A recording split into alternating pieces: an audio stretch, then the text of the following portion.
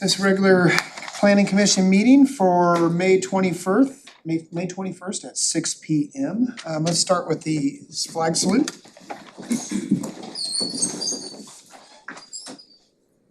Pledge allegiance to the flag of the United States of America and to the republic for which it stands, one nation, under God, indivisible, with liberty and justice for all.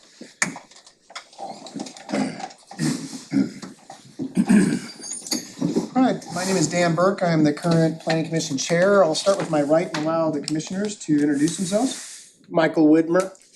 Tim Allen. And my left. Dorena Guido. Brent Atkinson. Andrew Owens. And then if staff could, because I will just butcher names up, so I'll just let staff. No, introduce you're themselves. good. I'm Katie Mead. Jeff Lairbach, Planning Manager. Reese Carson, Senior Planner. All right. There is a sign-in sheet in the back, as long as agenda's in the back. Please, if you'd like to speak tonight, we'd like you to sign that. The first item is our approval of minutes from November 20th. It's been a while since we've met. So I hope everyone had a chance to read those. I'll make a motion to approve the minutes from the last meeting. I'll second. Okay, been moved and seconded. Any other discussion? If not, none being heard, all in favor? Aye. Okay, passes unanimously. Okay, public hearings. We're gonna start with a quasi judicial hearing for SNASMart Green LLC requesting a zone change on 1.37 acre portion of a 2.6 acre portion of land from C2 to commercial to C3 commercial, general commercial. Planning Department file number 26-014. Excuse me. Any conflict of interest, ex parte contacts, or site visits regarding this from any of the commissioners? No. Okay, none being heard. Qualified parties, do we have a qualified party list on this one, Jeff? We didn't have anybody that responded. I didn't prepare one in this instance with the lack of interest, I guess you could say. Okay. Okay, is there any individuals here that would like to speak to this? Briefly. Are you sure? It'll be really short. Okay.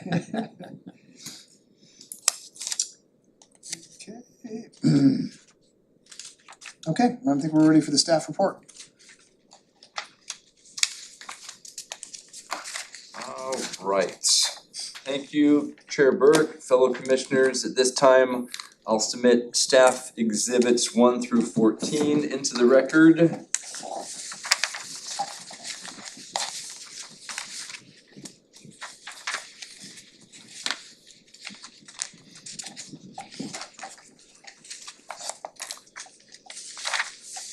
The applicant, SNASMart LLC, is requesting a zone change of a 1.37 plus or minus acre portion of a 2.68 acre unit of land from C2 community commercial to C3 general commercial. The property is located at the intersection of Carnes Road and Industrial Drive, which is about 600 feet north of the intersection of Carnes Road and Highway 42. Within the green urban unincorporated area. This zone change will allow for the applicant / property owners to construct a commercial building and house commercial businesses that would be permitted under the C3 zoning as set out in the Land Use and Development Ordinance. The zone change criteria that we're looking at this evening is contained within Article 38, Section 3.38.100 of the Land Use and Development Ordinance. These criteria are A, the rezoning will conform with the applicable sections of the comprehensive plan, B, the site is suitable to the proposed zone, and C, there has been a conscious consideration of the public health, safety, and welfare in applying the specific zoning regulations.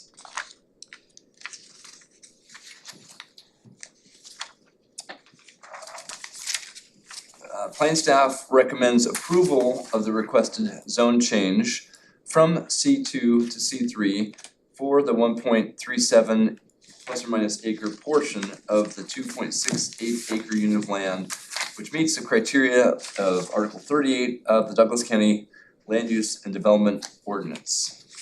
This concludes my staff report. Thank you, Jeff. So I believe we have an applicant's representative here. If you'd like to come forward, state your name and give us your testimony. Chair Burke, Commissioners, my name is Mark Garrett and my address is 12975 Tiller Trail Highway in Days Creek, Oregon, representing SNASMART Green LLC. We don't really have much to add to the staff report. This is just a rezone that acknowledges the underlying comprehensive plan designation. We were talking about, I'm not sure why they zoned it C2 to begin with, because C2 has a specific plan designation, but it allows an upzone. We rezoned the remainder of this property previously, so this left a portion of that lot of record zone C2 for the time, and now it's become necessary to rezone in order to accommodate use or uses that the applicant is anticipating. So that's what I have to say, and we'd ask that you approve it as submitted. Happy to answer any questions that you might have. Thank you very much. Thank you. Anyone else here in favor or opposed? No reason for rebuttal, so I'm gonna close the public portion so we can deliberate to a decision. Pretty cut and dry. I think so. Looking for a motion? I make a motion to approve the staff's recommendations. Okay, I have a motion, do I have a second? I'll second. Okay, moved and seconded, any other discussion? Made the second because it sounded like there was a race. Well, Down there, I don't care.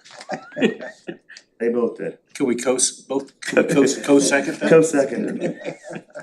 They're not strong enough to do it by themselves. Oh, good. Oh, boy. You missed me, haven't you? One question, Jeff, did the Roseburg Douglas Planning Advisory Committee, are they meeting on this stuff, or is that still kind of? No, and later in the meeting, we can come back to and I can kind of give a little bit of update on the CCI impact program. Okay, perfect. Okay, we had a motion and a second, no other discussion, all in favor? Aye. Aye. Okay, passes unanimously.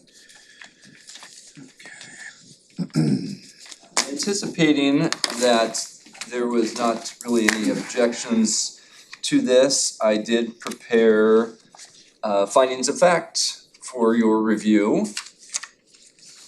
And I'll pass those out here.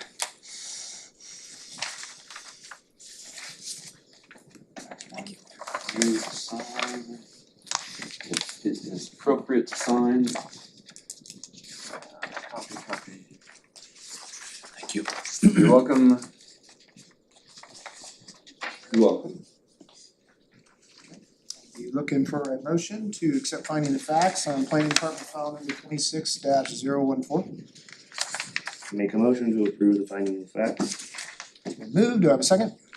I'll second. Okay, any other discussion? None being heard, all in favor? Aye. Aye. Okay, passes. Thank you.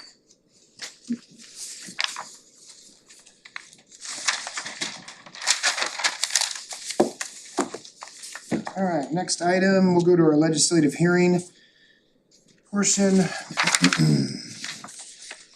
Okay, this legislative hearing has to deal with the first draft of the proposed amendments to the Ludo. Include number one, amendments to enhance effectiveness of the Ludo to include chapters 1, 3, and 4.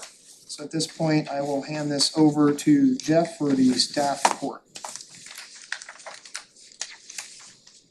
Alright, yeah, I'll hand out very brief staff report here.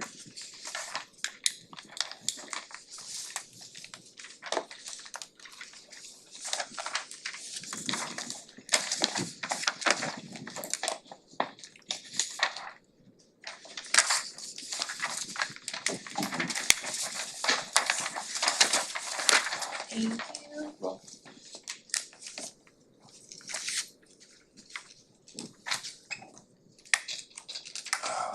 Okay. The current round of legislative amendments to the Land Use and Development Ordinance are predominantly housekeeping amendments, and they are amendments to enhance the effectiveness of the Ludo regarding chapters 1, 3, and 4, primarily chapter 3, but we'll talk about that more later. As of the writing of the staff report, which was May 13th, no written responses have been received in response to the notice regarding the legislative amendments. I would add for the record that the next day we did receive comments from Friends of Douglas County, and the comments were regarding a item that was for the conditional use permits and the rules regarding the invalidation of conditional use permit. And it was recognized that the points that were made in the letter received were valid points, and there was some, I guess I called it, I believe, tunnel vision in looking at a different aspect. So though that particular part of the amendments was removed. So just some, for the record, that all kind of happened after this staff report. So getting back to the staff report, we kind of touched on legal notice, and legal notice in accordance with all applicable state and local requirements was provided for these spring legislative amendments, which includes notice to DLCD for their 35-day notice, which was completed on April 16th, 2026, in advance of today's hearing on these amendments. And legal notice of the legislative hearing this evening was provided to the News Review and published May 1st, 2026, 21 days prior to the hearing. Planning Department staff finds the proposed amendments are in keeping with the comprehensive plan, providing clarification, consistency, and new use opportunities in several of the zoning designations, which we can go into some more detail on shortly. Planning staff recommends the Planning Commission forward the proposed spring legislative amendments of this spring, sorry, I said that already, to the Board of Commissioners with the recommendation for approval. So that concludes the staff report, and jump in and discuss them. As I mentioned before, there was also another revision that occurred from your original draft that you received. That had to do with also Friends of Douglas County helping out, in that I was jumping the gun on a bill, and that bill wasn't ready yet because it did not have a date that said it's in effect yet, and therefore it doesn't go into effect until January. And I think because I was on autopilot and most of the time I'm doing amendments in the fall, and that those then become effective after January 1st of the following year, that was recognized that was not ripe yet, and that was removed.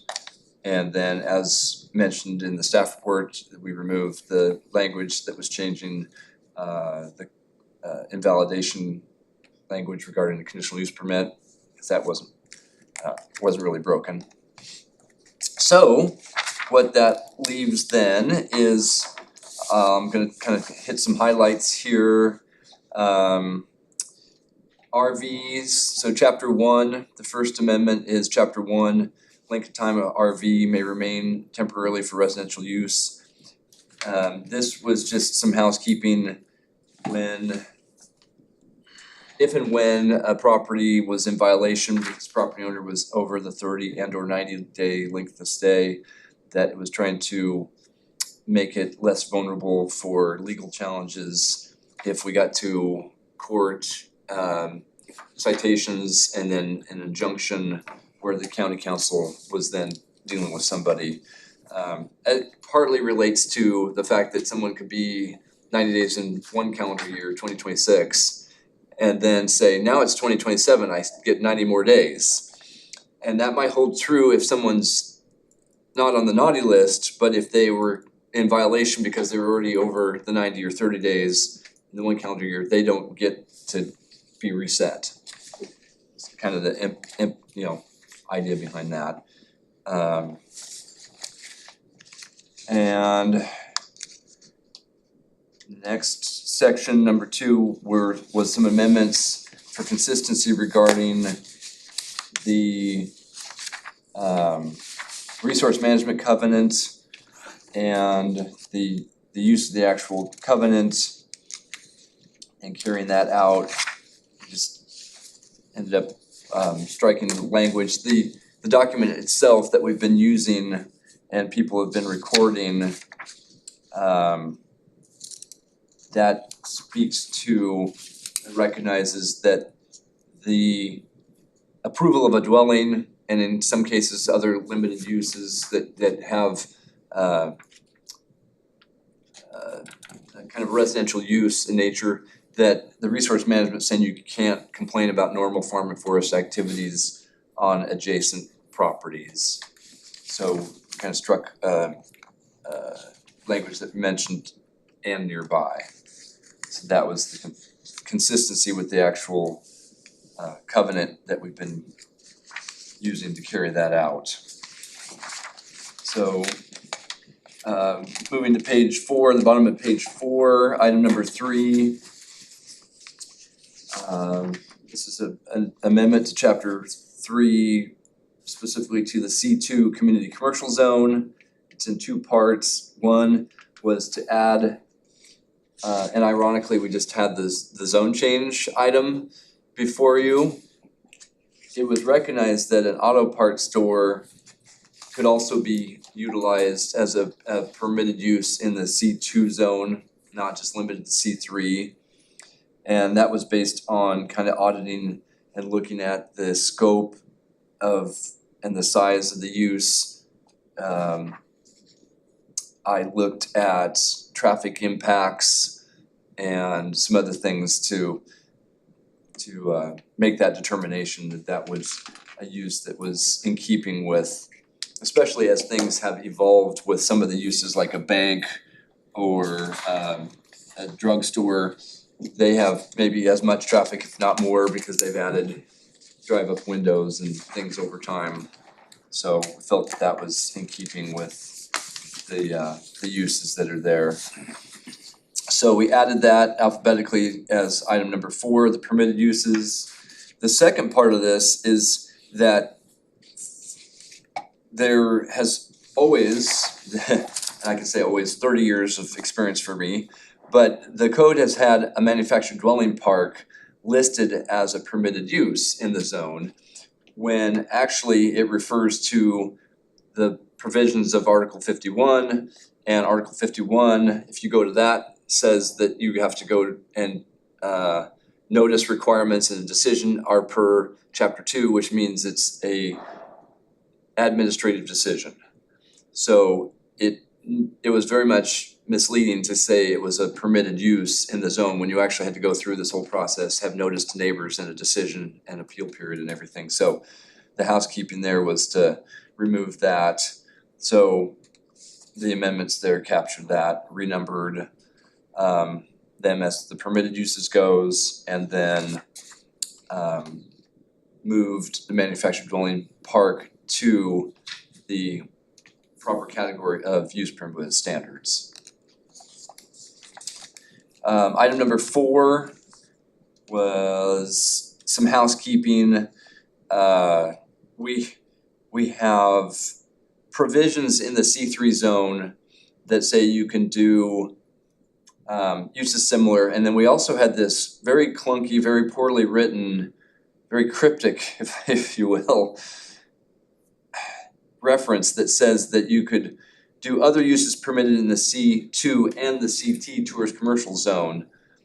And rather than playing that game of having to look up and do this comparison back and forth, I just reworded that to say, you can do other uses permitted by the C2 zone and the CT zone, except boat charter and rental and condominiums. So simplified something that has forever been just a head scratcher. We made it much harder than it needs to be. Next item is number 5. This is also another interesting one where an RV park was listed as use permitted with standards in the rural service center zone. And when you then would read it, it says it was subject to a conditional use permit. It's like, well, then it needs to be under the conditional use list. So that zone just didn't have that category. I added that category so that it is now in its proper classification of being as a building and uses permitted conditionally, and added a new 3.19A.175 to then be in keeping number wise with the rest of the article. And put that RV park under that proper category. Number 6 was a amendment that is for the CRS zone. Oh, sorry, wait, no, yes.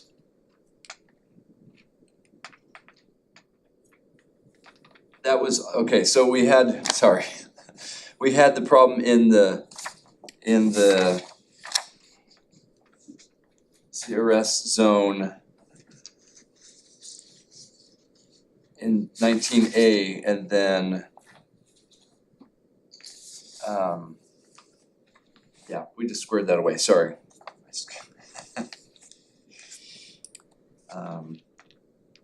It also is in the CRC zone, so that's what was throwing me. I knew we did it in the CRS, and the same thing in the CRC. I didn't have to add a new category this time to the CRC zone. There was already the category of building and uses permitted conditionally, and it had to do with the now very much defunct medical marijuana grow sites. But that's in the code, and so then I just added the RV park to that category. Apologies there. Got lost with all the commercial zones. Okay, item number 7. An amendment to the CRC Rural Community Commercial Zone. This is a new opportunity, new use, and it's to allow motor vehicle sales lot subject to a limit of 10 vehicles as a permitted use and requiring a conditional use permit for over 10 vehicles.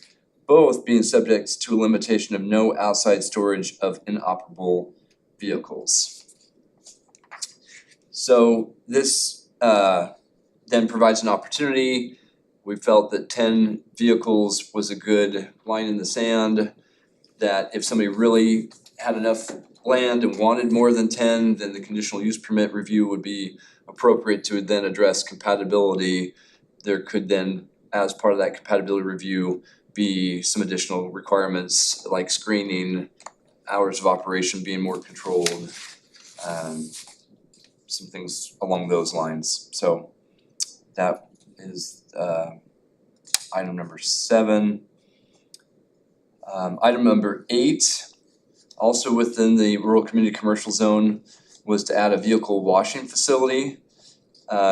This kind of came to us because we had a property owner that had a vision for doing an automated vehicle washing station in Rice Hill, which makes sense with all the trucks at the truck stop, so that they could take advantage of those people wanting to clean their vehicles. Makes sense. So that use was added. We just kind of piggybacked and added it to item number 6. So it reads, automobile service station and repair garages, providing greasing and tire repairing and performed completely within an enclosed building, and then added the and vehicle washing facilities. Number 9. It's another use where someone was looking to provide some opportunities for more sports facilities. I think basketball was sort of the driving factor, but Reese actually, appropriate that you're here tonight, did a lot of research. We found that other jurisdictions were in fact allowing these in their industrial zones, light industrial, and it does make sense because sometimes those buildings are just built in that same style with a big metal building, get it up cheap and make it big because you're gonna have a lot of people and need a lot of area for whatever sports you're gonna have going on in there. So that was a new use added to the M1 light industrial zone. The way we worded that is indoor recreational facility for sports, including but not limited to basketball, dance, gymnastics, martial arts, racquetball, skating, soccer, swimming, and tennis. These facilities may be used for instruction, practice, and competitions. Forgot pickleball in there. And we should really think about that. We should, that's the fastest, we've already just talked about this, sorry. It's similar to racquetball No. Don't you Tennis. dare. and tennis, right? I know, it's its own fastest growing probably in the world. Did you hear that four-letter word come out of his mouth? I did, I was like, cause I play them both, I know. they're not the same. They're not. So, yes, we will, hey, if you wanna amend it at the end, we could do that. Okay, moving on to number 10. This one's kind of in keeping with and recognizing that in the rural community, you also could have somebody in the rural community industrial zone that would wanna do a vehicle washing station or facility. Where we actually currently have it in our code is in the light industrial, but that's an urban designation. So to provide even more flexibility, we're putting it in that rural community industrial zone as well. In this case, we kind of added it to as a permitted use already, the existed freight and truck yards or terminals, and then we just added the and vehicle washing facilities to that.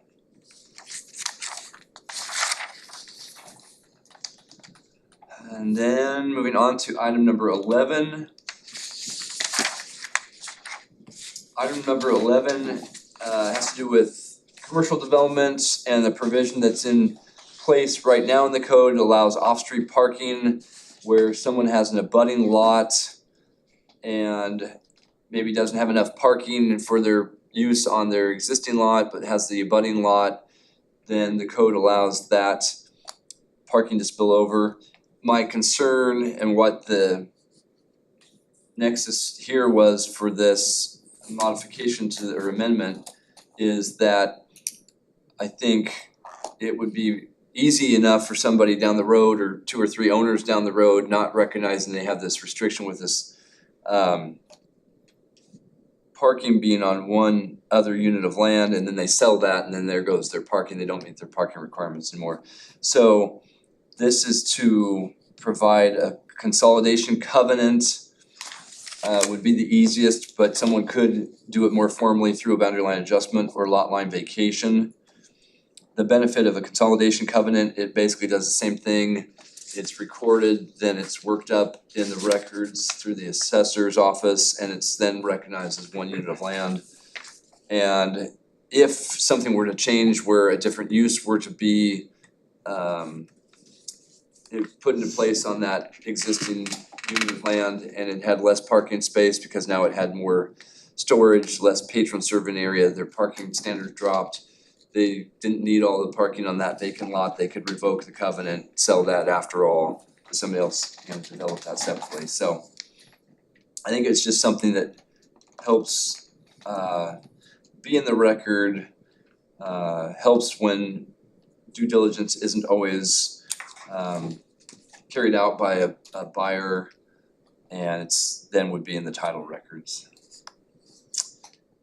Another housekeeping item is number 12. We have in our Article 35 a potential water impoundment overlay, and potential water impoundments were set out in the past that the comprehensive plan designated certain areas that where if a creek was dammed up, then you could have a reservoir, possibly small one for fishing, maybe a bigger one for recreation of different sorts. But what the idea was with that overlay is that if that was in place, property owners could not divide. So it was recognized that that doesn't always make sense if that potential reservoir or water impoundment is on the eastern part of the property and only takes up a small portion of it and they have 400 acres and have division potential, then as long as the newly created units of land are not within that water impoundment overlay, let's let them divide. So that was the provision there to provide some more flexibility. The next item, number 13, is input from the county surveyor. And it was related to land divisions where there's floodplain. And basically that's just saying that the gist of it is that under B, if a recorded monument is located within a half mile of the property, it shall be tied by bearing a distance to the property and no monument will be required on site. So in the land division process, when there's a benchmark with floodplain information, that needs to be tied in. And as long as there's one within a half mile of the property, that is close enough for the county surveyor to be comfortable with, and then that way there's not a requirement to set a new benchmark, and so it avoids a little bit of the formality of having to do a benchmark. So that concludes the new amendments for this spring. Some background then, we have prior amendments that are on remand from LUBA. We have separated amendments that were back from spring of 2024.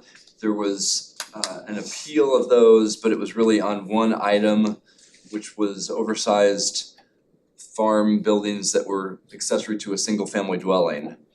That will come back separately from the planning commission, because that would on remand go before the board, who is the decision-making body. But we, in separating these, thought we'd just lump them in here and get them back on track. So you guys have seen these in the past, so I'll just quickly go through them. Number one was the rural commercial zone CRE to add a storage shed sales as a permitted use generally in the zone.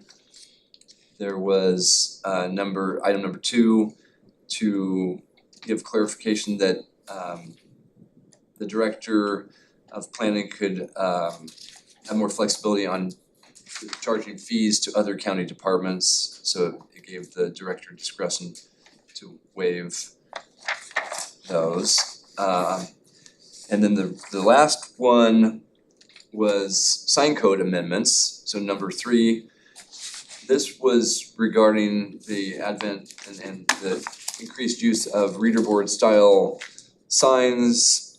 And it was recognized that our code being written in the 1980s, or well, maybe a little sooner, but acknowledged back in 81, did not anticipate reader board style signs. So to give some flexibility, we added several zones.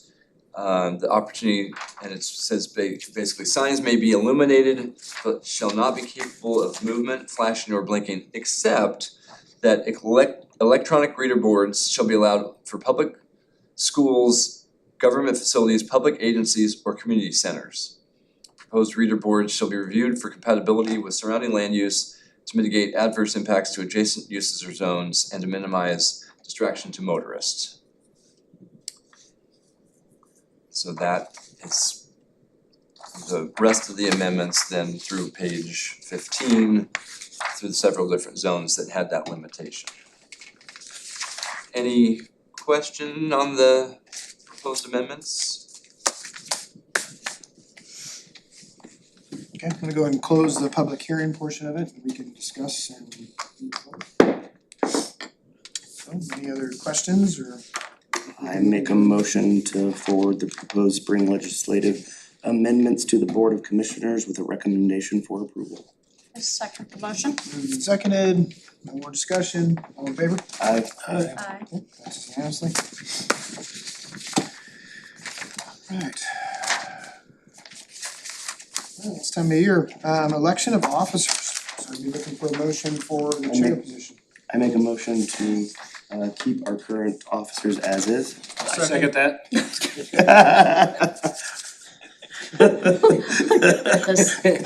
You should have been here earlier, Dan. Is there any discussion?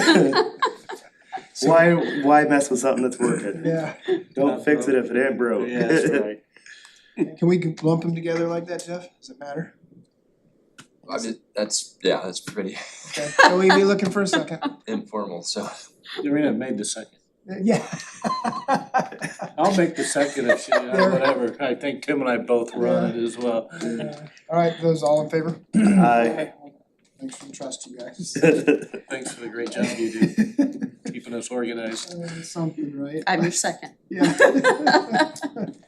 You had her sweating earlier when she thought she was gonna have to do it today.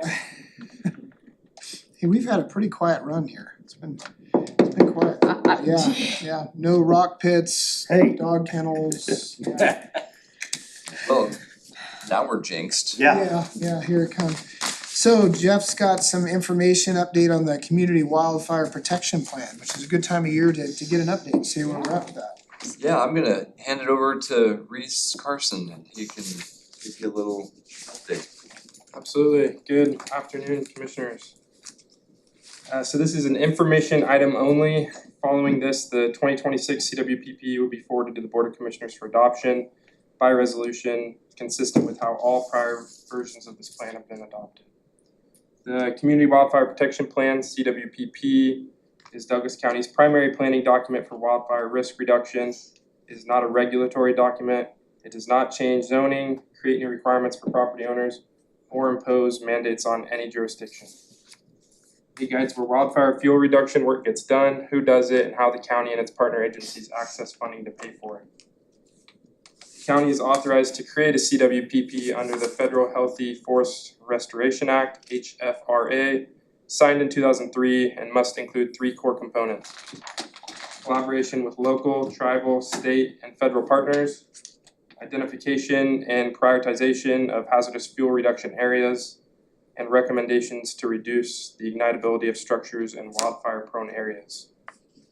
Douglas County has maintained a CWPP since 2004.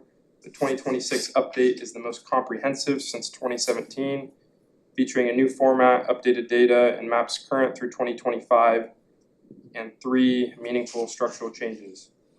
Primary features of this update include 3 regions instead of the previous 4. The 2023 plan used 4 regions defined by watershed boundaries, hydrologic unit codes adjusted at the margin for fire district lines. The 2026 plan reorganizes these 4 regions into 3 regions: coastal, central, and Cascades, that align with the subregions used in the Douglas County Natural Hazard Mitigation Plan, NHMP, and reflect EPA Level 3 ecoregions. This improves consistency across county planning documents. Number 2, a more specific WUI definition. The 2023 plan defined the wildland-urban interface as any area within 1 mile of a rural fire district boundary. The 2026 plan adopts the Oregon Department of Forestry's administrative rule definition, a geographical area where structures and other human development meet or intermingle with wildland or vegetative fuels. Treatment areas are now shaped by fuel loading data and modeled fire behavior rather than a fixed buffer from a fire district line, providing a more accurate picture of risk and stronger basis for project prioritization and funding. Number 3, updated action plan with revised fuel reduction priorities and projects established by our partner agencies. The action plan is the section of the CWPP that matters most to most funders, located at the end of Chapter 2. It identifies specific projects at specific locations, which state and federal grant programs increasingly require. For example, the plan includes projects such as defensible space, treatment along the glide area, WUI corridor, and roadside fuel reduction along evacuation routes in the Cascades region. This level of specificity is what allows our local fire districts to compete successfully for ODF and USDA grant dollars. The CWPP also serves as the foundational document for accessing federal and state wildfire mitigation funding. Under the HFRA, communities with an adopted CWPP receive priority consideration when the U.S. Forest Service and BLM allocate hazardous fuels funding, and federal law requires that at least 50% of HFRA project dollars go toward protecting communities identified in a CWPP. The plan is also tied to the Secure Rural Schools Act, which funds both the development of the CWPP itself through Title III and on the ground fuel reduction projects recommended through Resource Advisory Committee's Title II. At the state level, the CWPP supports access to ODF's Small Forested Grant Program and USDA grant programs for local fire agencies.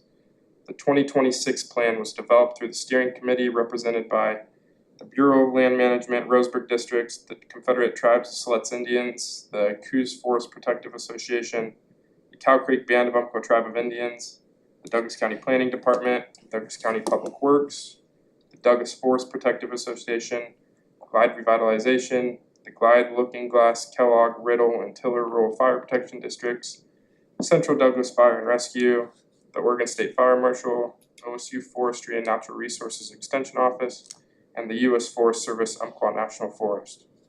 Public input was gathered through a community survey that was open from December 2025 through February 2026, and a public meeting was held in Glide. This concludes my update. Question for you, did they ever talk about the Firewise program and how that would Yeah, interface with this? Yep, that's in the document as well, has all the Firewise communities listed in there. Okay, cool. For those of you who don't know, it's just a program that's been around for a while. I know that the city of Elkton, we just entered into it in the last couple of years, and it's a really good program. Kind of forces the cities to kind of engage and be involved in that, and they allow some funds to come. Allowed us to clear a significant amount of brush and undercover next to the community, so it's a worthwhile program. That's good to hear that that's in there. Yeah. Is that document available like online or something, somewhere, or is it? Yeah, it will be. We have a project page on planning's website. It has a little bit of information, but yeah, once it's adopted, then it'll be available on there.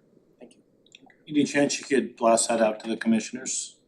Yeah, no, yeah. You could absolutely do that. I actually have When it is approved, yeah, we break down. and one of these off to you today as well, so do that. So any other questions or anything? Great report, thank you. I think everyone knows what things are looking like this summer, so Yeah, it's a great timing for this to be coming out, so. hopefully we'll see some more rain, so. Yeah. Okay, do we have any business from the audience?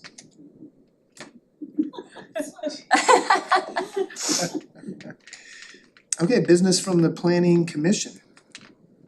Have anything? We've already got a meeting on the books for next month, right, for June? June. We do, That's the Days Creek business, I believe. yes. Okay. Good. Yeah, I believe timing wise, that'll be the only agenda item. Yes. What's a preview of that, Jeff? What? We've seen it before, it was under Woods Creek Properties, it's the same owner but a different name. Okay. They were considering dual zoning and retaining the commercial aspect, but I guess I think maybe diving more into remodeling and meeting code requirements for an older business that didn't quite meet their vision, so they're now doing the other half of the property from commercial to our rural residential. Maybe And that's the old another- Days another- Creek's grocery store there, right? Pardon me? That was the grocery store right there on the Congo. It was very, very close to the road, but yeah, it was like a convenience market, Yeah. convenience store, General store, whatever. yeah, that That's the they're 19th. just looking to phase out. So yes, June 19th. 18th, 19th. says on her notice of public hearing, 18. June 18th. Okay, It was 18th. I was like, yeah, that didn't sound right when you 18's a Thursday. Thursday, yep. So we're 2 meetings in a row, we're back on track. Dang it. Any information from the planning department? Well, I did mention when you brought up the planning advisory committee and if there would have been Yes. any comments and the citizen involvement program, which involves the planning advisory committees, it's definitely been struggling. I think may have been a little bit pre-COVID, but post-COVID it's definitely been a big change. And so we've actually had a couple meetings within the last couple weeks to look at, and we've talked about it prior to that, and it's kind of overhauling the program. And we still need to have some entity or some body that meets statewide planning goal 1, which is citizen involvement. Some jurisdictions actually use their planning commission. We talked about that and didn't really like the idea of that because I think it would put too much burden, unnecessary burden on the planning commission. And then that's the same group that would be seen as, from an advisory committee type standpoint, making a recommendation to a decision making. So it just, I don't see how other jurisdictions are doing that, but that's neither here nor there. Just thinking out loud. We came up with an idea that would make a big, like the big umbrella of the CCI, citizen involvement, would then become the planning advisory committees themselves. So we'd have kind of a hybrid where we'd reduce the number of volunteers rather than having a 5, 7, or 9 member committee for the 6 different geographic areas. We'd have, and this is still in conceptualization, but we'd then have the CCI members would become it, and they would then act as the pack in the event that then there was somebody who, and you mentioned dog kennel or quarry, we get one of those, then there would be a meeting, and it would then be whoever these members are that maybe are still from the geographic areas that have maintained that interest, want to continue on, and then one of the concepts is we have people that are more maybe at large in the community as certain professionals that maybe could be from a school board or from just different areas. And then they would still have their 4 quarterly meetings that's currently in place, but then they would act as and have however many meetings that may be necessary for those big ticket items to then meet. So it might still feel like this one may not have generated, this one being the zone change you guys just heard. That still might not have triggered a meeting, but there's a better chance that if there had been an interest in a meeting with this revamped format, we would have that.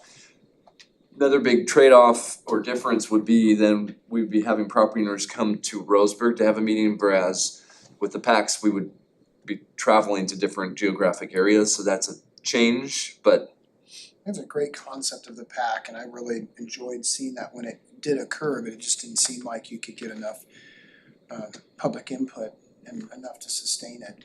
Like, we would see that they were notified, but no one was wanting to meet to discuss it, even some of the bigger items, so. yes, I think the last 2 that have met were really big, and it was the Shoestring Solar down in South County, and then cell tower proposed on the coast.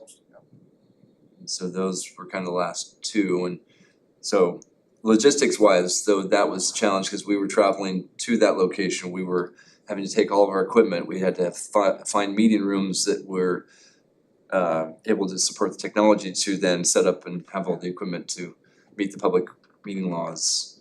So that's a big change from prior to COVID. Now post-COVID, you have to. Do you think though, Jeff, that's one component, because I remember people talking about it was hard for them to get to Roseburg in time. Cause you look at folks down in Winchester Bay or Reedsport, that's a tough, so I don't know, I think there is some value if you can get enough people interested to be able to, I know it's a logistics problem for you guys, but I think people having the ability to have their voice heard is really big. I think it helps them in this process before it comes to us and then the commissioners, but I get it, it's tough egg to crack. Is it possible to, if like you did the centralized one in Roseburg, have it on Zoom to where Yes, they could stay in Reedsport or whatever and then call in, I think, yeah. in that way. That's perfect, Brent. That was segue. I was just gonna say, the advantage to the requirements to have this public meeting is that we have the technology to then allow people, if they really wanna drive over, great, but if not, they can log in on Zoom, and it'll make it a little bit harder, cause that's always the Yes. challenge, but at Trust least. me, I know. Yes, it's great to see you in person. Way better than when it started. Yes. Yes, way better when it started. Well, it does defeat the purpose to have a citizens involvement and then have to come to Roseburg. Like whenever it's Winchester or whenever it's like to have to come to Roseburg to discuss what's going on in your area. Or Douglas County but have to, so the whole being able to use Zoom or, Yes. you know. Yeah, and that doesn't mean like there could be an instance where there might still be Oh, yeah. makes sense to travel. Yeah. I think if it's something big that comes up, I think you guys, and maybe that's the way you can word it in there, where you guys have that flexibility to either have it here, see if it's Zoom, if you're not gonna get a lot of public input, but if it's a big item, you know, that we could, you know, you guys could make the trip Yeah. to allow it easier for people, especially the seniors and so on, that Yeah. technology's a challenge, but you know, they can. Yeah, and that's still the part, it's the balancing act and there are, yes, citizens who have sometimes trouble with technology. But I mean, I'm not naming any names. Tim. It's gotta be a tool, right? Mr. QuickBooks. Yeah. So that was, yeah, something that we've been recognizing, and I know you've mentioned it, and you He mentions it a it- lot. you know, we haven't forgotten, so it's coming closer to fruition and getting that hammered out. And just seen over the years, it's like if the more you give people an opportunity to have at least a voice, a lot of times they just wanna be heard. And if you don't give them that opportunity, then we're gonna see them here quicker, and then they're gonna be dead. Then you're really gonna hear them. Yeah, and it doesn't, I mean, I get it, they just wanna be heard a lot of times. There's a lot to be said to just being a good listener. Yes. But at the same Yes. time, though, I know you've had problems getting people that wanna volunteer their time to head up those packs and kind of be that for their local communities, so I don't know. I think that's just a hard piece right now. It's hard to get No one wants to get involved until it affects them. Yeah, But there are some out there still, and I think that'll help, because that the people who have been showing up hopefully will continue, and then we can maybe add a couple, and then. Yeah. I just opened one. okay, anything else, Jeff? That's it, Okay, other than that, our next meeting is, June 18th 18th, at 6 p.m. okay, Thursday. so meeting adjourned.